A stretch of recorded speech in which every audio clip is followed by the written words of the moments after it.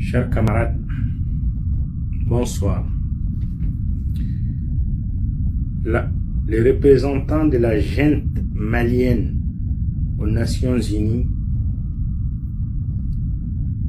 a évoqué lors d'une réunion au Conseil de sécurité des Nations Unies que la situation est grave au Mali et que la situation sécuritaire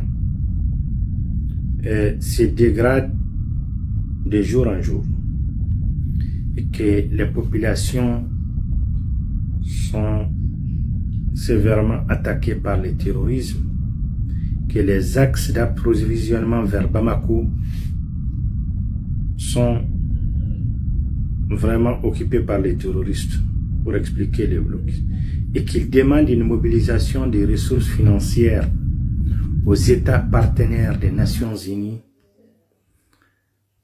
pour venir en aide au Mali et aux deux États de l'organisation syndicale des putschistes de l'AES qu'ils représentent aux Nations Unies. Le ridicule ne tue pas. Ils ont chanté partout qu'ils sont souverains. Ils ont chanté partout qu'ils ont fait le coup d'État pour sécuriser le Mali. Et là, le représentant de la junte, le félon ambassadeur de la junte malienne aux Nations Unies, devient le porte-voix de ces marmites, des putschistes, là, des militaires là, qui ont misé sur le tout militaire, qui ont choisi de répondre à des questions très difficiles par des réponses très faciles et qui ont mis le Mali, le Burkina et le Niger dans une situation extrêmement grave. Concernant le Mali, ils demandent une mobilisation des ressources pour venir en aide aux réfugiés, ce qui est totalement faux. Il faut dire qu'ils demandent une mobilisation des ressources pour que ces putschistes-là s'enrichissent davantage et ceux qui sont acquis à leur cause. C'est ça la triste réalité. Les réfugiés maliens, on a plus d'1 demi-million en Mauritanie, on a plus d'1,5 million en Algérie, on a plus d'1 demi-million en Libye, et on a beaucoup, des centaines et des centaines de milliers, voire 1 million dans les régions du sud. Mais ils ne se sont jamais occupés de ça. Lorsqu'ils ont fait le coup d'État, ils ont dit en 2020 et 2021, ils ont dit qu'ils vont sécuriser le Mali, c'est la cause parce que les politiciens ont échoué. Auquel temps au peuple malien que ce sont eux en fait qui ont échoué. On se souvient de l'armée monte en puissance scandée par Choguel Kokala Maïga en 2021, 2022. L'armée monte en puissance. Moi, j'étais chez un ami du Sud, un frère du Sud. J'ai dîné chez lui. Moi-même, je croyais à un moment donné que l'armée monte en puissance était une réalité. J'étais en train de regarder le RTM. Le journal, il m'a dit, j'étais surpris de voir cet ami me dire, moi, je ne crois pas à cette armée monte en puissance. Alors que c'est un sudiste. J'étais vraiment étonné.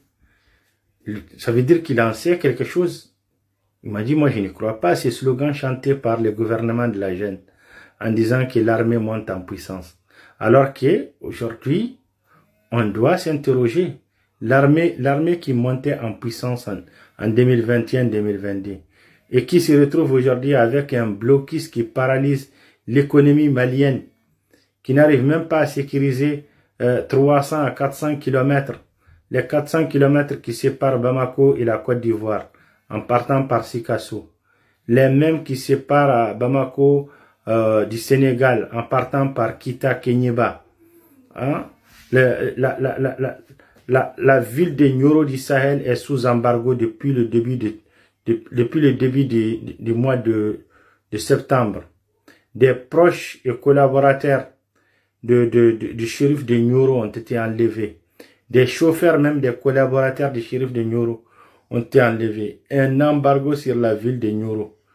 Et là, on va te dire que non, ça va, ce qu'on raconte, c'est faux. Le terrorisme n'a pas d'amis, hein. Le terrorisme, c'est pas nous qui sommes responsables de cette situation. C'est pas parce que vous avez échoué que les gens ne vont pas le dire, hein. Et on vous le dira. Hein. Le représentant de la gente aux Nations Unies, ce qu'il a dit, c'est grave. C'est un aveu vraiment d'incapacité, d'impuissance. Ça montre vraiment que la gente a échoué. Ça montre vraiment que ces putschistes n'ont aucune dignité. N'ont aucune dignité. Vous chassez les Nations Unies, vous chassez Barkhane, vous chassez les G5 Sahel, vous chassez la CEDEAO. Et après, vous revenez encore, vous courez, vous cherchez encore à des soutiens. Alors que vous dites que vous avez attaqué les Nations Unies. Vous êtes allé sur les tribunes des Nations Unies. Il n'y a pas ce que vous n'avez pas dit de mauvais. Devant le monde entier, vous avez chassé les Nations Unies. Vous avez amené les Russes, les mercenaires russes, des anciens prisonniers qui ont massacré les populations maliennes, que ce soit du sud, du centre et même du nord, avec des crimes les plus odieux. Des mercenaires russes qui tuent nos populations. Vous avez acheté des drones avec les Turcs pour aller massacrer les populations dans les centres et dans les nord, à l'aveuglette. On prétexte l'attaque du bateau dont on ne connaît même pas qui en est l'auteur, dont les populations qui sont mortes dans les bateaux sont des populations du nord du Mali et qu'on condamne. Et dans les bateaux, je rappelle, il y avait des militaires touaregs. Certains ont été tués, certains ont été blessés. Donc, et c'est ça qu'on a utilisé pour aller massacrer nos populations dans les régions de Tombouctou, hein, Taoudeni et Kidal et le nord de Gao, par des drones. Ça ne s'arrête pas. Depuis 2023, depuis octobre 2023, la junte ne fait que bombarder les populations civiles par des drones. Et la communauté internationale, personne ne s'indigne. Personne ne s'indigne. En 2021-2022, il y a eu l'esclavage en Libye. Tout le monde l'a dénoncé. Il a suffi que Claudius Yard le dénonce seulement sur les réseaux sociaux et ça a pris une forme virale.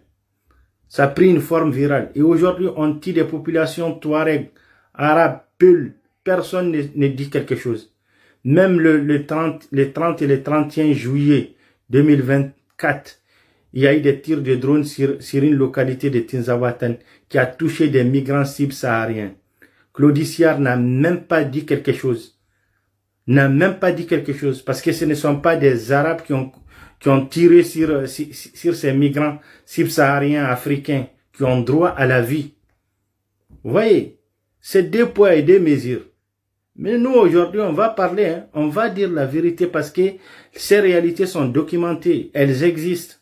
Et c'est une injustice. Et les pays comme la Mauritanie, l'Algérie ne laissent pas nos communautés qui sont réfugiées là-bas pour manifester devant les ambassades turques, devant les ambassades russes. Aujourd'hui, Assimi Goïta et ses acolytes sont en train de se livrer à un génocide contre des populations nord-maliennes à cause du fait qu'ils ont la Russie, la deuxième puissance militaire mondiale.